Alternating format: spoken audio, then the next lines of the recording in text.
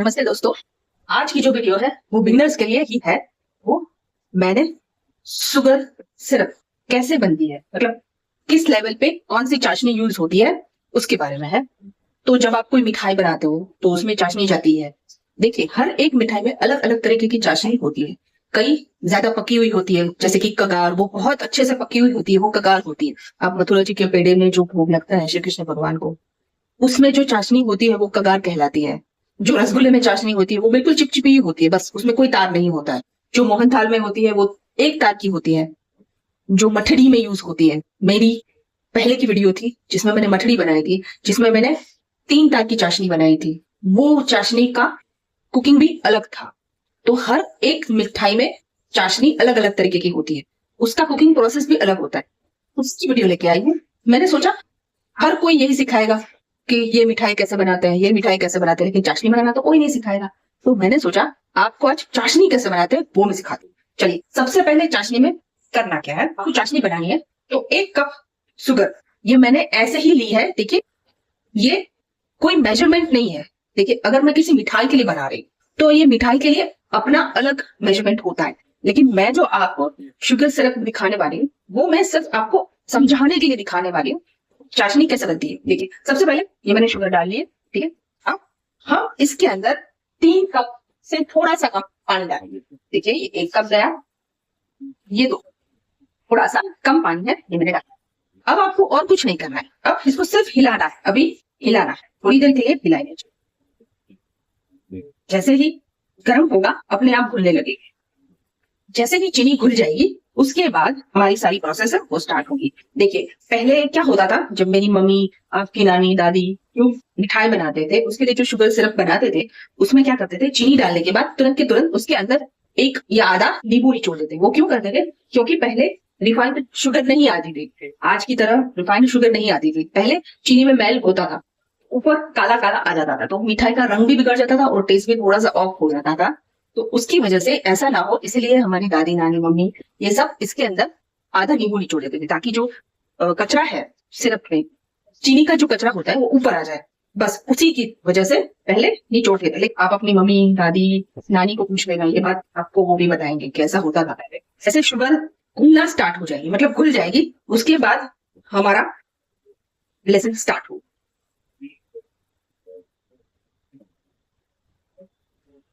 देखिए, अब चीनी घुल गई है, अब हमारी प्रोसेस स्टार्ट होगी।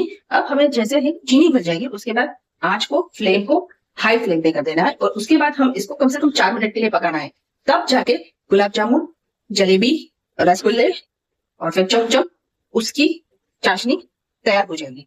फिर और ज्यादा पकाओगे, वो किस चीज के लिए तैयार होगी वो मैं आपको बाद में दिखाऊंगी। पहले इसको 4 मिनट के लिए पकाइए। मांगूंगा दूध धीमे धीमे, मैं न मांगू चांदनी, मेरे जीने से तुझसे लो इश्क दी चाशनी, ओ मिट्टी मिट्टी चाशनी। देखिए, इसको मैंने अभी 4.5 मिनट के लिए पकाया है। देखिए, 4.5 मिनट पकने के बाद देखिए, अब इसको आपको करना क्या है, जब आप इसको ऐसे उठाएं और फिर नीचे डालेंगे ना, तो ये बस पानी की जैसे बह जाएगी। इसमें कोई चिपचिपाहट वगैरह आपको दिखेगी नहीं। करना क्या है, आपको इसको हाथ में लेना है और ऐसे टच करना है। जैसे आप उसको टच करोगे आपको थोड़ा सा स्टिकी फील होगा, चिपचिपा फील होगा, आप समझ लीजिए।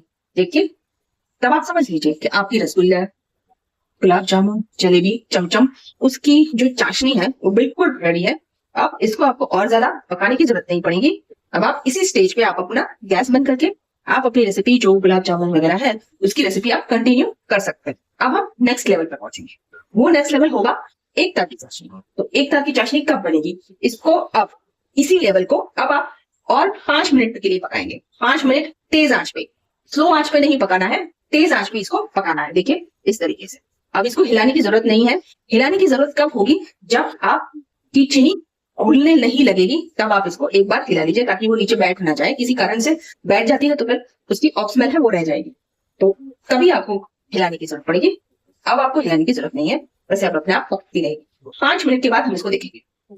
देखिए, अब जो चाशनी रेडी हुई है वो इस तरीके से आपको चेक करनी है। देखिए, अब इसको उठा लेना है। ठीक है, उठा लेने के बाद आपको इसको ऐसे खड़ा करना है, ऐसे रखना है और जो लास्ट वाली बूंद होगी वो धीरे से एक पतला सा तार बना के गिरेगी। तो जो वो पतला सा तार बना के गिरेगी वो एक तार की चाशनी होती है। वो किस चीज में यूज होती है? वो बर्फी में, मोहनथाल में, उसमें यूज होती है। हर तरीके की बर्फी आप पकड़ लो, मोहनथाल होता है, फिर कोकोनट जो कोकोनट बर्फी होती है उसमें भी ये यूज होता है। तो हर तरीके की बर्फी देखिए अभी लास्ट वाली देखिए एकदम धीरे से गिर रही है ना, बस। तो ये बर्फी वाली ये सिरप तैयार है। अब नेक्स्ट लेवल पे चलते हैं थोड़ा। अब इसको और 5-6 मिनट आपको पकाना है, तब जाके ये एकदम जैसे वो सफेद परत बनती है ना, वैसी वाली बनेगी। उसके लिए आपको थोड़ा और पकाना पड़ेगा। मैं इसको और पका लूंगी ताकि आपको पता चले। 3 तार की चाशनी गिरी, ये अभी एक तार देखिए हो रहा है ना, धीरे धीरे धीरे धीरे नीचे गिरा है। तार दिखेगा आपको। जब लास्ट वाली बूंद गिरेगी ना, उसमें आपको तार दिखेगा। या तो फिर आप उसको हाथ में पकड़ के भी वो कर सकते हो, लेकिन उससे अच्छा इस चीज से आप आसानी से कर सकते हो। देखिए अब ये चाशनी और पक चुकी है। तो अब देखिए आपको क्लियर दिख रहा होगा 3 तार इसमें बन रहे हैं। 3 तार मतलब आप मठड़ी जो जिसमें आपको वाली होगी ना, जमी वाली, शुगर हार्ड वाली, वैसी वाली चाशनी अब इस लेवल पे रेडी है। देखिए आप इस तरीके से चेक कर सकते हैं। देखिए ये गिर रहा है। जो लास्ट वाली बूंद होगी ना, एकदम धीरे से गिरेगी, तार बना के गिरेगी, एकदम बहुत हार्ड हो चुकी है। जैसे ही ये ठंडा होगा, लेकिन ये आप याद रखना कि अगर बारिश की सीजन है और अगर आप ऐसी वाली चाशनी बना रहे हैं तो इससे एक लेवल थोड़ा सा और पका लीजिए 2 मिनट के लिए। ताकि होगा क्या, वो बारिश की जो नमी होती है उसकी वजह से आपकी चाशनी और ज्यादा लिक्विडी ना हो जाए, अच्छे से हार्ड रहे। आपकी मिठाई का जो शेप है और जो उसका शेप और उसका टेक्सचर है वो एज इट इज रहे, उसके लिए आपको वो स्टेप फॉलो करना पड़ेगा।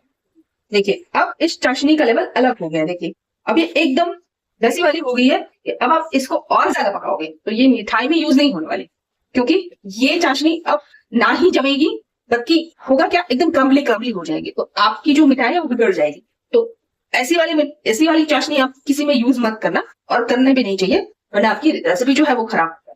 इसके नेक्स्ट लेवल की जो चाशनी होगी इसके बाद वाली, वो एक अलग तरीके की होगी, वो मैं आपको दिखाऊंगी। वो लेवल तक पहुंचने के लिए मुझे इसको पकाना पड़ेगा, और तब मैं आपको दिखाऊंगी कि वो लेवल कौन सा है। जब आप इस लेवल पे पहुंचे तब आपको इसको कंटिन्यूसली हिलाना पड़ेगा। अगर आप हिलाना बंद कर दोगे तो नीचे से जो आपकी चाशनी होगी वो बैठ जाएगी, जल जाएगी। और फिर जली हुई शुगर का जो टेस्ट होता है वो बहुत खराब आता है। कैरेमली टेस्ट नहीं रहता है, वो कैरेमली टेस्ट से कड़वा हो जाता है, उसका लेवल अलग होता है। तो बस अब इसको और 2-3 मिनट के लिए और पकाना है।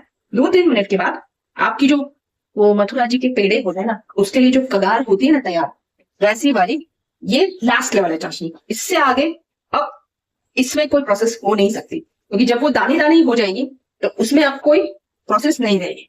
देखिए अब अभी आपको कैरेमल लेनी है तो क्या करेंगे, इसी लेवल पे आपको क्रीम डाल देंगे। ये कलर है ना, अब इसी कलर में आपको क्रीम डाल देनी है। तो वो हो गई आपकी कैरेमल सिरप रेडी। क्रीम डालने के बाद इसको 4 से 5 मिनट के लिए फिर से उबालना पड़ेगा। फिर जैसे ही वो इकट्ठा हो जाए, अच्छे से मिक्स हो जाए, एकदम इसका स्मूथ टेक्सचर उसका आ जाए, तब आप इसको गैस बंद करके इसका वो लेवल आ जाएगा, कैरेमल सिरप रेडी हो जाएगी आपकी। उस सिरप से आप कैरेमल पॉपकॉर्न भी बना सकते हो। फिर आपकी जो टैक्स है ना, कैरेमल पॉपकॉर्न के ऊपर जो टैक्स लगाया है ना अभी गवर्नमेंट ने, तो वो आपके पैसे बच जाएंगे। आपकी मथुरा जी के पेड़े वाली रेडी हो गई है कगार। अब इसको आपको करना है, उसका एक अलग भी प्रोसेस है। ऐसा नहीं है कि आपको इसी लेवल पे पहुंचना है। थोड़ी सी चीनी ले लीजिए, उसके बाद थोड़ा सा पानी ले लीजिए और वो रेडी हो जाएगी। लेकिन वो जल्दी में हो सकता है, हम कर सकते हैं, लेकिन इसी तरीके से अगर आप पकाएंगे तो उस लेवल पे आप आराम से पहुंच जाएंगे। थोड़ा टाइम लगेगा इसमें, ये सारा पानी जलने में, अलग अलग लेवल को पार करने के बाद ही वो आपसे बनेगी। तो अब इसको क्या करना है, अब आप इसको प्लेट में निकाल लीजिए, फिर मिक्सी में इसको घुमा लीजिए, तो इसका क्रम्बली टेक्सचर जो है वो एकदम पाउडर जैसा वो आ जाएगा। फिर अब इसको मथुरा जी के पेड़े के ऊपर अच्छे से स्टार्ट कर सकते हैं।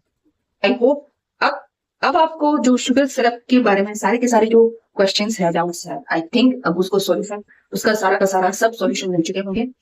और अगर आपको फिर भी कोई क्वेश्चन है तो आप मुझे कमेंट करके बताना, मैं उसका आंसर जरूर दूंगी। और अगर मेरे से पॉसिबल होगा तो मैं उसका दूसरा वीडियो भी आपको दिखाऊंगी, अगर आपको समझ में नहीं आया।